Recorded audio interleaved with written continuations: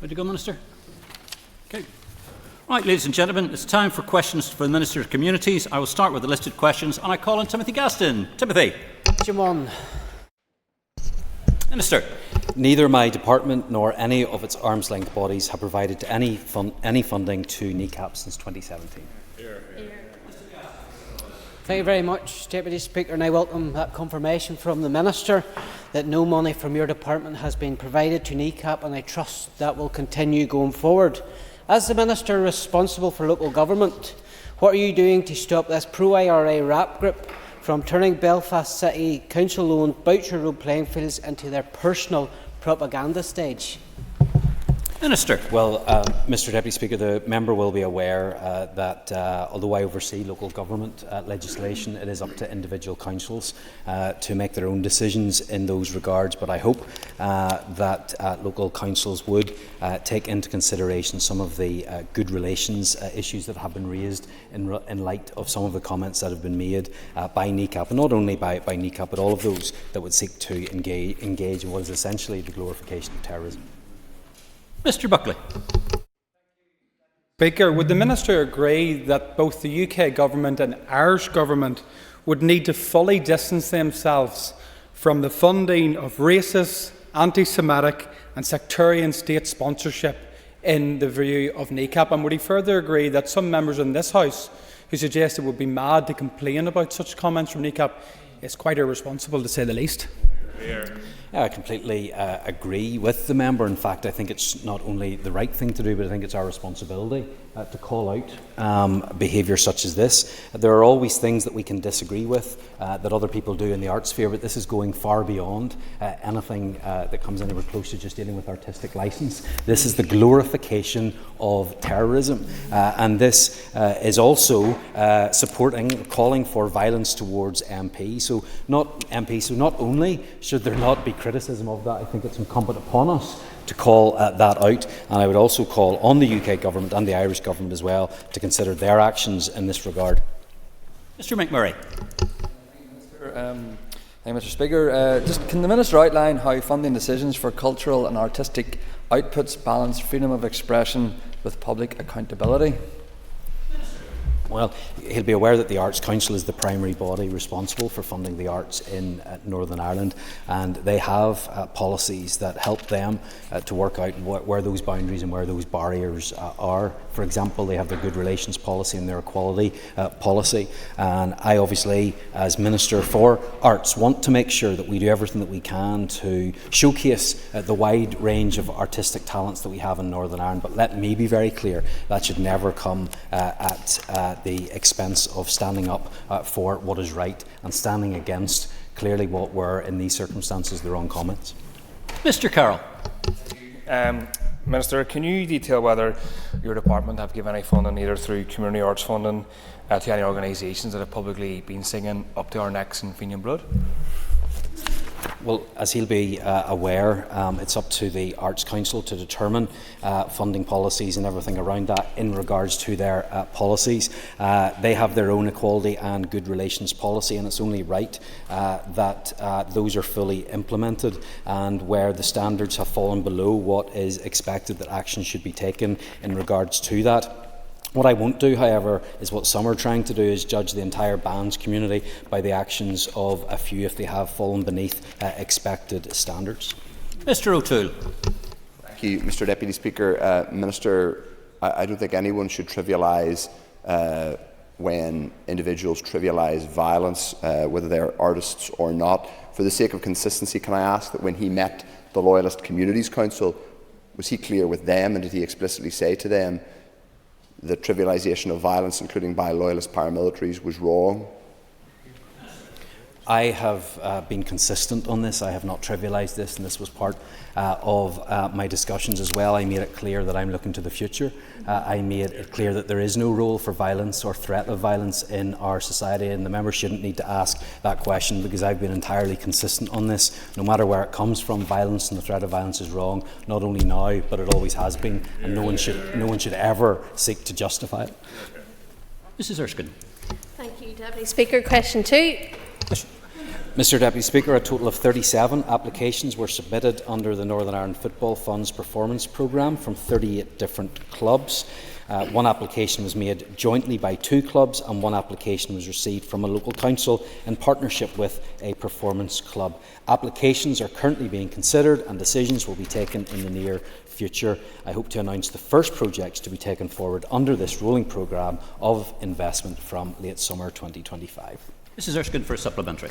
Thank you, Deputy Speaker, and I thank the Minister for his answer there. The Minister will be clearly aware of Dungannon Swift's win in the Irish Cup final recently. I hope he'll join with me in congratulating them. But Dungannon Swifts is testament to homegrown talent, and particularly in terms of Dungannon youth and bringing grassroots sport to areas and giving people an opportunity. So will the Minister ensure that funding through his department inspires the next generation and that grassroots funding will be prioritised? Absolutely, Mr Deputy Speaker. I'm more than happy to congratulate Dungannon Swifts on their incredible victory, and I know the member has written to me and has asked me to host a reception here in Parliament Buildings, which I'm more than happy to do. She's absolutely right to highlight the importance of grassroots sport right across Northern Ireland, and in particular in regards to football. I'm looking forward now for attention to be turned towards the grassroots element, and I hope to make an announcement on that in due course and of course help grassroots sport right across Northern Ireland. Mr McNulty. I wrote to the Minister about this fund in March, and at that time he couldn't tell me the number of applications to the fund or the total value of funding applied for through applications to the fund. Does he have those figures now, and what action will he take to reduce any unmet demand? And do you have any figures that quantify the downstream value of active participation in sport from a grassroots level across the board? Well, Mr Deputy Speaker, I would say it's almost unquantifiable in order to measure the impacts that sport will have in Northern Ireland, because the benefits are huge right across the departments that we have here in Northern Ireland. You will be able to see those impacts, whether it's in health or education, potentially even in the justice system as well. Getting people, especially young people, involved in sports at that grassroots level has a huge impact. That's why I'm such a strong supporter of it. I don't have in front of me, and I haven't seen yet, the full list of applications, but I can reiterate what I said in response to Mrs Erskine, that we've had a total of 37 applications from the performance clubs. Thank you very much indeed. Mr Crawford. Please. Minister.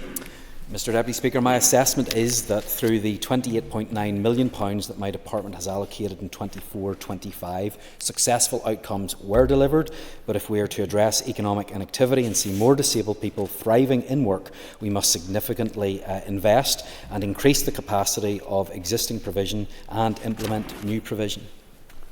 Crawford for a supplementary. Thank you, Mr Deputy Speaker, and I thank the Minister for his answers. Minister, I understand the paper is with you currently and your department on whether your department will continue funding the employment support scheme.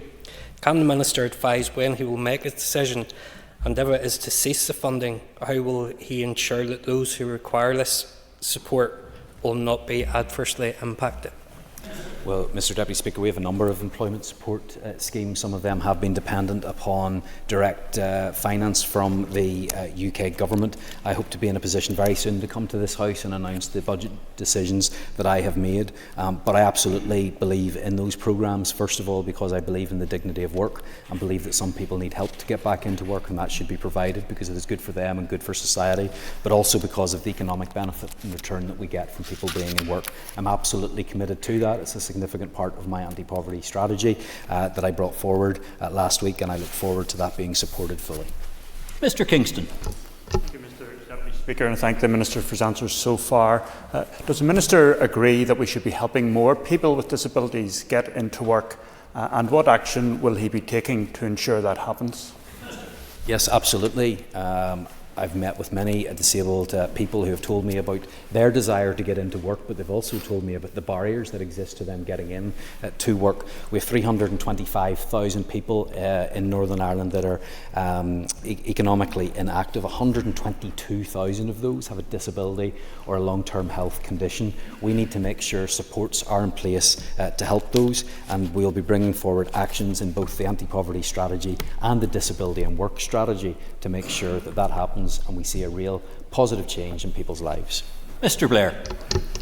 Thank you, Speaker, and thank the Minister for his replies. Can I ask the Minister what actions fall under his department's direct ownership within the Disability and Work Strategy, and how these will be prioritised for implementation? Well, that strategy will be coming forward shortly, but it is, of course, important to note, first of all, that it will be an executive strategy because it's not something that this department deals with alone. But there are a number of barriers that are holding people back getting into work, and some of those employment supports can be delivered through my department. That's something that I have been doing, but it's something that I will continue to do, and hopefully we'll be able to ramp that up in a coordinated way through the Disability and Work Strategy. Mr. Delarky. That a whole question 4. I met with representatives from Belfast City Council and Coltis on the 26th of March, during which I advised that I am happy to support the FLA and look forward to working with partner organisations to ensure it's a successful event. Mr. Delarky for a supplementary. Well, thanks to the Minister for his very short answer. It's great to see the FLA coming north again. It was in Derry in 2013 and a fantastically successful event. What's your department doing to support grassroots organisations such as Cultus? Well, the event itself will clearly be a responsibility for Belfast City Council to promote, but I have offered any assistance that the department can give. We're happy to do that, and to support organisations right across Northern Ireland that want to promote the culture and music of the area. And that's why I think it is so important that this event is coming to Belfast, so that we can showcase not just what the city has to offer, but hopefully various music and cultural traditions from right across Northern Ireland. Mr. McClellan. Minister, at the last Communities Question Time, you confirmed to me that you would be happy enough to attend Fleadh Cheoil na HÉireann in Belfast if you had received the invite. Can you tell me, have you received the invite yet? I haven't received the invite yet, but I made clear at the meeting that I had with the organisations, with Coltis and with Belfast City Council. I'd be more than happy to support that next year, but with it being more than 12 months away, they maybe haven't got the invites out just yet. Ms Mulholland. Speaker, and thank you, Minister. Minister, can you outline how the FLA will contribute to the development and delivery of the Department's strategic aims when it comes to arts, culture and shared community spaces? Well, first of all, I hope it will put the spotlight on Belfast and on Northern Ireland, and I hope that it will inspire more people to get involved so that they can understand the rich artistic, cultural and musical traditions that exist in Northern Ireland. We'll certainly be looking at actions that we can take to ensure there's a legacy from this event. Thank you very much indeed. Mr. Buchanan. Please. Mr Deputy Speaker, I'm pleased to confirm that I've asked my officials to develop a programme to provide funding to fund small-scale renovation and improvement projects for community halls and facilities which deliver benefits to the wider community. I will be making a formal announcement on a new programme next month. Mr Buchanan for a supplementary. Thank you, Mr Deputy Speaker, and thank you, Minister, so far for your answer. Minister, do you agree that it's time for this to be a more permanent, recurring fund year on year? The members already looking forward to it being regular, and of course I'm more than happy for that to be the case, because I go out to community organisations right across Northern Ireland, and the state of facilities is often raised with me. In fact, Joanne Bunting just had me out at Bloomfield Community Association last week where we were discussing that very issue. So this will allow us to gather information and data on the vast number of community facilities that we have right across Northern Ireland, and I will look towards securing a recurring funding pot to support these facilities, which in many cases act as a fundamental asset within local communities. Mr Harvey. Deputy Speaker, that'll be Q7, Minister, please. Sir. Based on gathered evidence, it's apparent that the existing strategic strategy framework remains appropriate.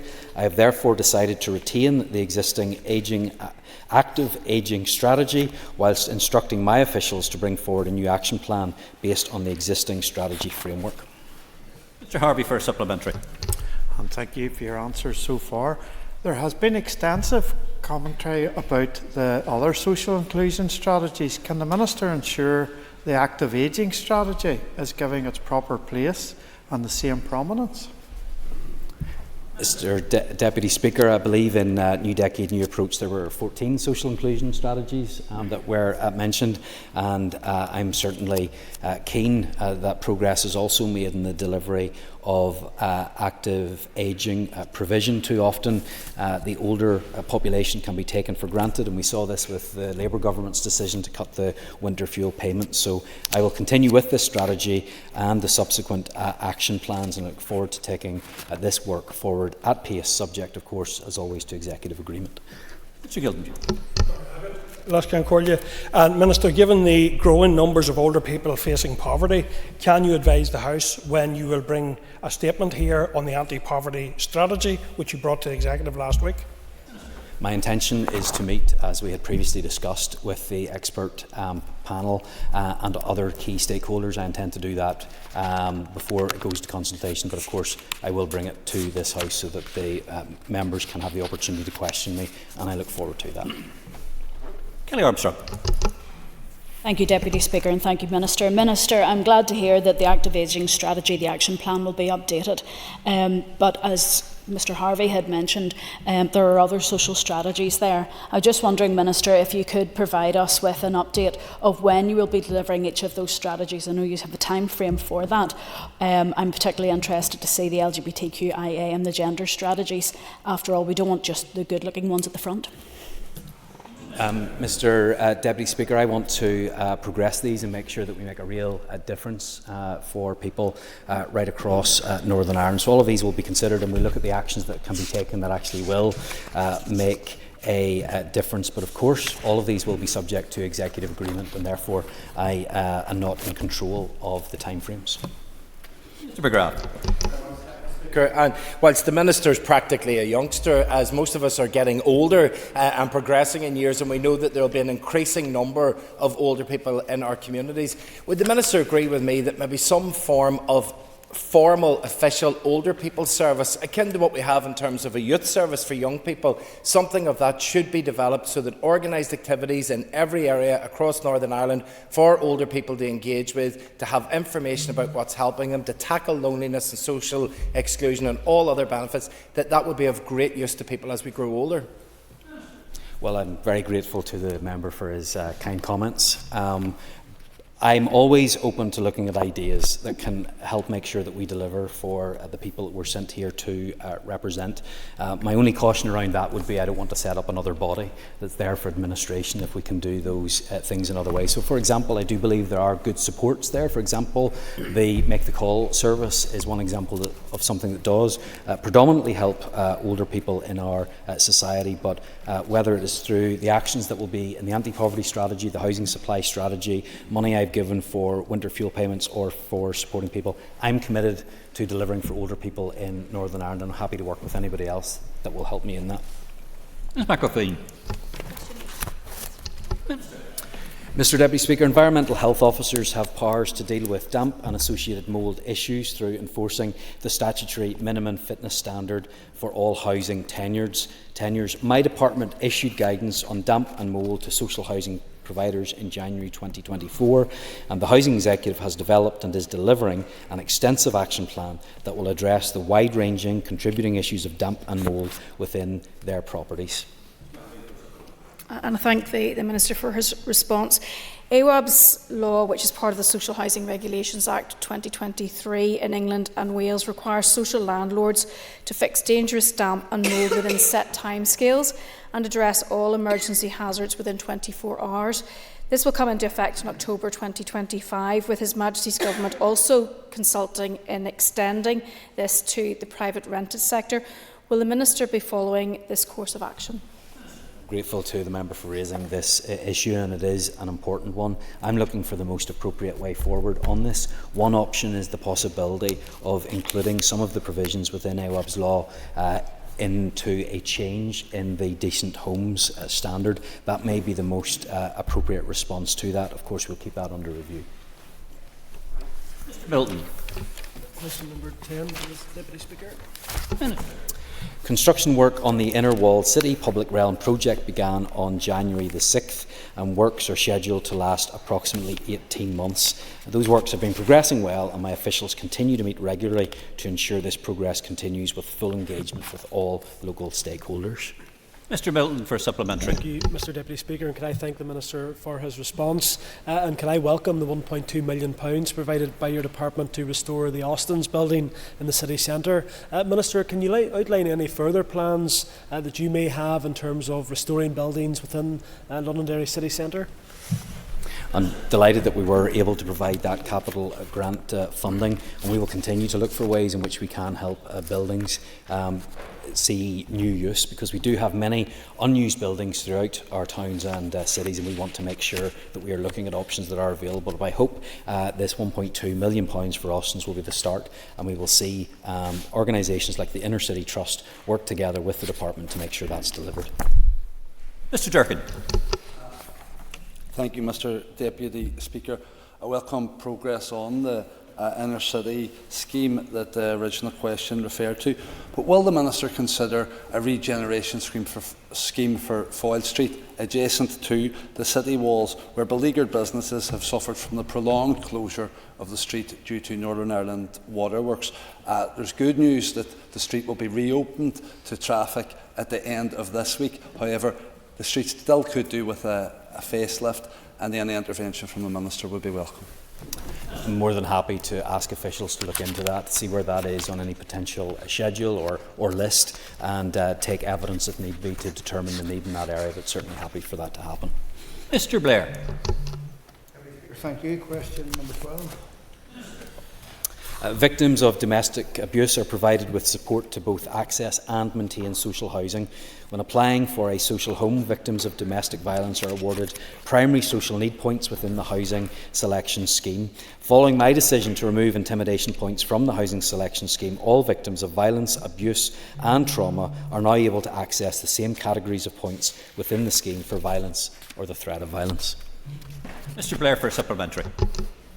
Thank you, Deputy Speaker. Thank the Minister for that reply. Can the Minister give us any information on the work that his department or its agencies might be doing with other bodies to ensure that progress is made with regard to ensuring that victims of domestic abuse can be better supported through social housing, and how the department is helping shape such policies and partnership?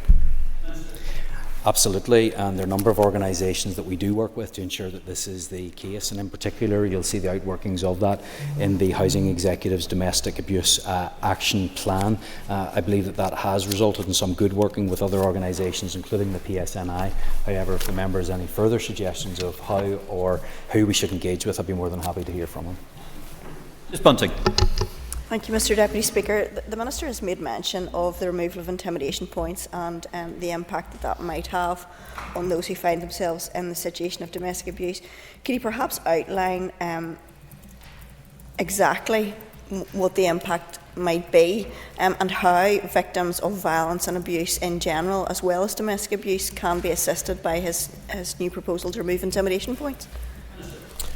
Well, first and foremost, this is the levelling of the playing field, and we have seen that already start to work out. I received a very kind email from a constituent over the weekend who'd been waiting for a long time and always seemed to have been passed over, a victim of domestic abuse and domestic violence, and has now received the home that she's been waiting on for a long time. So I hope that's the first of many people who are going to be helped by this changing policy that will mean that there is the levelling of the playing field. I don't believe that will solve all of the problems by itself, but it's an important start that we can make. But I will continue to support those who find themselves in this situation, whether it is through the Supporting People programme or other actions that my department or the Housing Executive can take. Mr Tennyson. Speaker. Minister.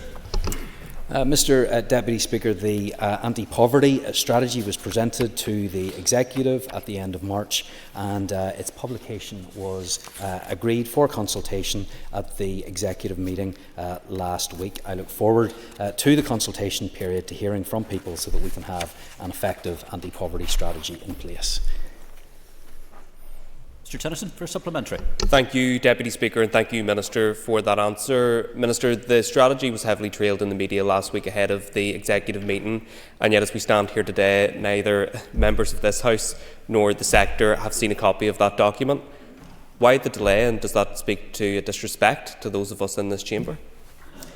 Mr Deputy Speaker, I had always said that I would consult with those that were involved in the co-design of the group before I publicised the document. That is meant as no disrespect to this House, but those that were involved in its co-design, I believe, deserve the right to be consulted as well. But I can assure the House I'm looking forward to its publication. I'm looking forward to that debate so that we can look at it, see what improvements could be made. But ultimately, what I believe we have is something that is realistic, something that is deliverable, and something that can make a change in people's lives. Thank you very much indeed. And as Ms Brogan is not in her place, we will move swiftly on to topical questions. And I will call Mr McCrossan. Daniel. Thank you, Speaker. Minister, I will follow on from Mr Tennyson in saying it is deeply disappointing that we learned of this executive approval of the anti-poverty strategy from the media last week. You were very public in that press conference in relation to it. It has annoyed quite a lot of people. You provided some form of an update, but when are you going to actually come to this House and provide a statement as to what is in this anti-poverty strategy? And does it lack the same ambition as the budget discussion today?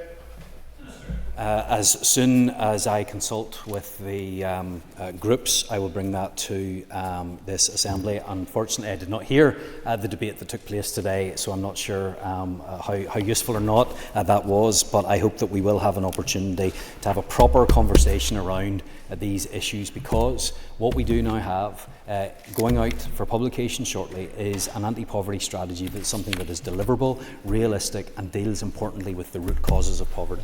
Mr Crossan for a supplementary. Sir, I could be forgiven for asking this question. Why did you do a press conference and then say it's going for consultation at the same time? Surely that's preempting the consultation to some degree, and actually most people who've contributed to this process will be deeply annoyed by that. And can you outline if your department has ring-fenced any budget for the implementation of this strategy, or is it simply going to be like the child poverty strategy, sit on a shelf and do nothing? It's not going to sit on the shelf and do nothing, and that's why I wanted to make sure that we do publicise something that actually will be deliverable and something that will make a change. It's going to be very difficult for us to ring-fence a budget for all of the measures that are within the anti-poverty strategy, because they're so all-encompassing, because poverty is not something, Mr McCrossan, that we deal with just with one or two simple measures or objectives. There are many different things that we need to do, and that's why it's a cross-departmental strategy within health, within education, within justice, within communities. Many of our departments will have a significant role to play. In fact, so much, maybe nearly everything that we do is connected in some way to poverty, so it is not possible for us to be in a position to simply say we're going to ring-fence this funding. I have heard for many months the importance of, before going out to publication, that we consult with the groups. I needed to get the executive approval first. Now that we've got executive approval for publication, I want to make sure we're consulting, and we'll certainly have the debate in this place after. Mr Deputy Speaker. Minister, can I ask what your department is doing to support regeneration in town centres across North Antrim, particularly in addressing derelict buildings and attracting new investment? Well, there are many actions that the department is taking to deal with these issues. I don't have the specifics of the investment in North Antrim, but I'm happy to provide that information to him. But it is absolutely key that we do invest in our towns and our cities, that we seek that regeneration, that we reuse those derelict buildings in particular for social and commercial purposes. And I hope that when I make those announcements in the coming weeks, you will see the seriousness of my commitment to that. Thank you, Mr Deputy Speaker, and I thank the Minister for his answer. Minister, can you confirm if any additional funding or targeted schemes will be made available to small businesses looking to revitalise vacant properties in towns like Ballymena and Ballymoney?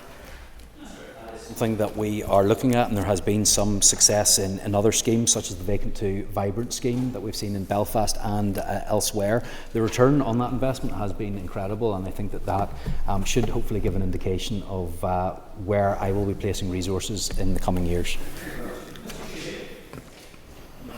Corla, can the Minister tell us what engagement he had with the anti-poverty sector before publishing the anti-poverty strategy?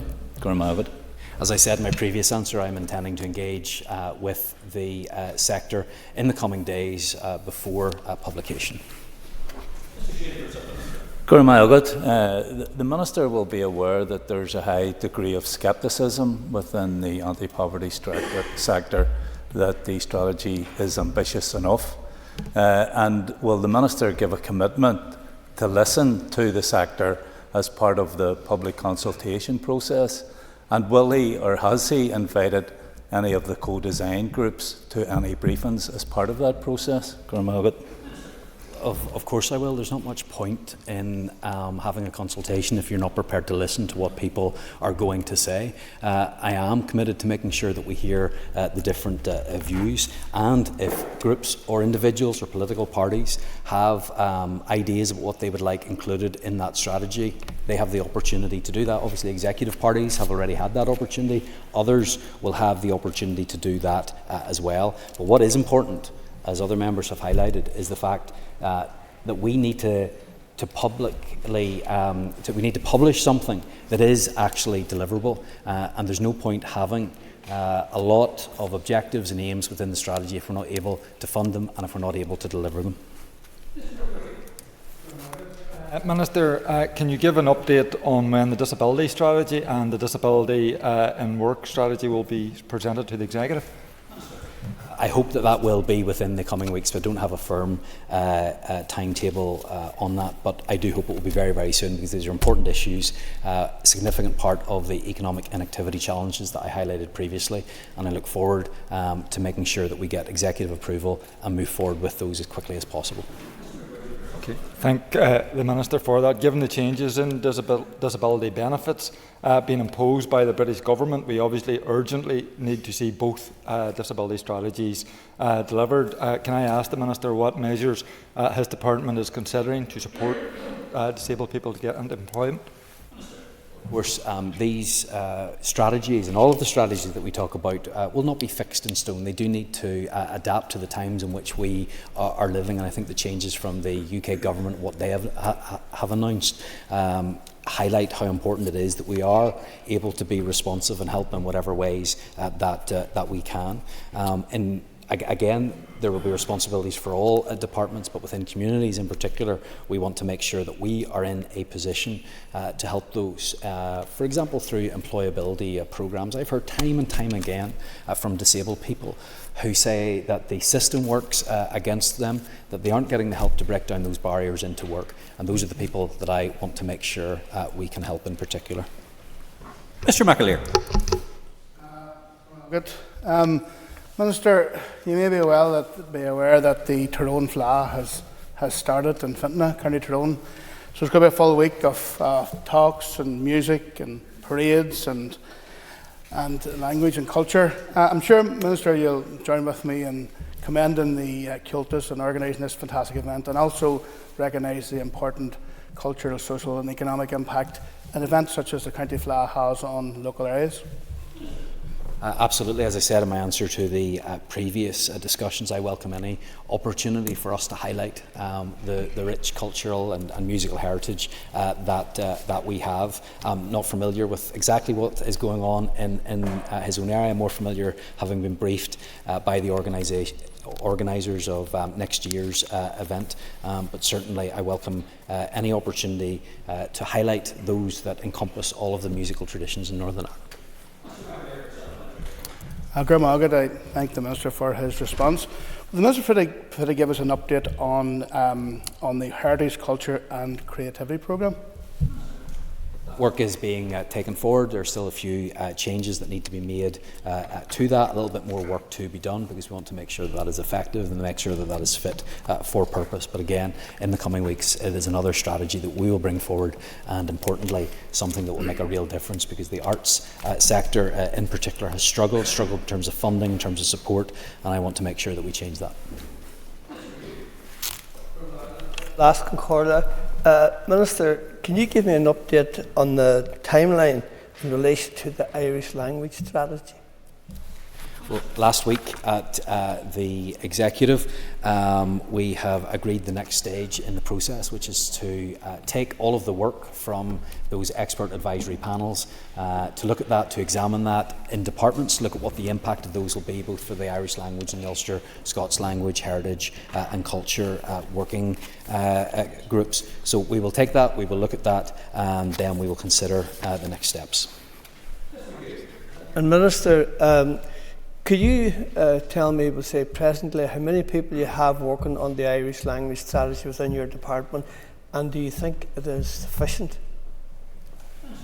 Well, I don't know the exact number of people that are working on that strategy. I do believe it is sufficient, because we're going out now to the other departments for them to analyse and assess the costs and the deliverability of some of the recommendations that have been made. So the work is now handed over to those departments, and we look forward to hearing the responses from them. Mr Deputy Speaker. Minister, can I commend you for bringing forward the anti-poverty strategy to the Executive? First time that this strategy has been brought forward, and 18 years in the making. Minister, you also succeeded in getting departmental collaboration and agreement. In this question session, you have talked about the importance that the strategy is both deliverable and effective. To do that, Minister, do you agree that you will need the help and support of all of your executive colleagues as outlined in the initial agreement on the issue? Minister. Well, first of all, in answer to her first question, yes, I am pleased for her to commend me for the delivery of the strategy. She's more than welcome to do that. But yes, of course, this is the important point, is that this is not a DFC strategy. This is a cross-departmental strategy, because the issues that we need to deal with are found in education and health and disability and debt, substance abuse, childcare. It's about fuel poverty and place, and housing and advice services, and training and employment services. So we need everybody to work together on this, and we need to make sure, and I can't emphasise this enough, we need to make sure it's affordable and it is deliverable, because nothing turns people off more than strategies that are unachievable, that they know will never be achieved, and that is what creates so much dissatisfaction and disappointment in politics. So let's make sure that we can get something together, that we can make sure we deliver, so that we can actually make a difference.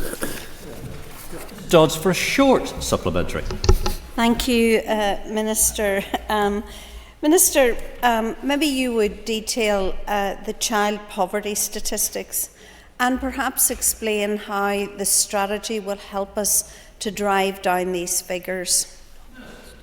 So, Mr Deputy Speaker, in the last year that we have figures available, the number of children in poverty in Northern Ireland was 25%. In the whole of the UK, that was 31%. That's not acceptable. It's not acceptable 1 in 4 children in Northern Ireland are in poverty, and that's something that I'm determined to change. And I'm determined to change that by making sure that as an executive we focus on all of the issues that I have outlined, because in tackling poverty and in tackling child poverty, we need to take a whole system approach to this. We have identified, we've got the work, we've got the literature and all the reviews that have been done on this. We know what the issues are, and that's why I'll be bringing forward, hopefully in the coming week, the 3-pillar approach of making sure that we reduce the risk of people falling into poverty, we minimise the impacts of poverty, and we help people to escape poverty. Sugden. Minister, I understand the Riverside Theatre in Coleraine at Ulster University is likely to close indefinitely. I appreciate it's not directly your responsibility, but how do you feel that that will be the only council area, particularly on the North Coast where we need tourism, that we won't have this type of facility? Well, I'm very sorry to hear that. If that is the case, you will be aware it's not a direct responsibility of the Department for Communities. However, after the adjournment debate in this place, I did write to the university around that. Of course, my officials will be willing to help in any way that we can to ensure that the arts can continue to develop, and I'm more than happy to discuss that with her. Sugden for a supplementary. Thank you, Minister. I appreciate that response. Does that include potentially looking at a new facility in the Causeway Coast? And obviously that would have to come with capital funding. need to be very, very careful in my response to the member. She'll be aware of the budgetary situation that we find ourselves in, but of course we're happy to explore all options, and if we're not able to fund those ourselves, we may be able to signpost in the right direction. Ladies and gentlemen, that completes the 15 minutes of topical questions. And